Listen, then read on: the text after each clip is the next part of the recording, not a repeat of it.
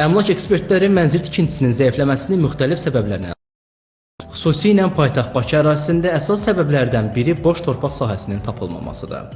Əsasən tikintinin zəifləməsinin səbəbi birinci növbədə binaların tikintisinin üçün uyğun olan torpaq sahələrinin azlığıdır. Yəni hal-hazırki vəziyyətdə, yəni şəhərin mərkəzində yerləşən torpaq sahələrinin demək olar ki 80-90% tikilib, yerdə qalan sahələr isə söküntü ilə bağlıdır. Yəni ancaq əmlak bina tikən adamlar əmlakları alıb söküb yerində bina tikməlidirlər.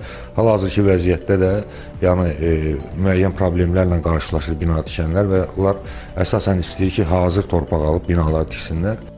Ekspertlərin sözlərinə görə tikilən fərdi həyət evlərinin böyük əksəriyyətinin çıxarışı yoxdur. Bu cür evlərin rəsmi sənədləri olmadığına görə onların statistikasının hesablanmasında da ciddi problemlər yaranır. Lakin bu sahədə zəifləmə olduğu deyilsə də şəhərin bir çox yerlərində hazırda tikinti gedir.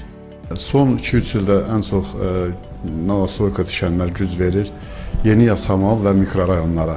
Çünki orada boş sahələr və yaxud məsəl üçün həyət evləri çox az olduğuna görə, sahənin çoxluğuna görə oralarda ev tikməyə üstünlük verirlər. Qiymətlər 1600-2000 civarındadır. Həm mikrorayon tərəfdə, həm də Yeni Yasamalda. Tələbat bu gün hamı məsəl üçün əsasən şəhərin hər bir yerinə tələbat var. Gənclikdir, Nərimanovda əsas Elmlər Akademiyasında ən çox bu hissəyə tələbat böyükdür. Ancaq bu biraz qiymətinə görə, qiymətin burada biraz baha olduğuna görə Yeni Yasamala çox üstünlük verirlər. Onu da qeyd edək ki, mənzil tikintisinin zəifləməsi kirayə qiymətlərinin yüksəlməsinə labüd edir. Məsələ hətta xarici və yerli investorların mənzil sektoruna marağının azalmasına da gətirib çıxara bilər. Ələkbər Salih, Emin Tağıyev, Telesər.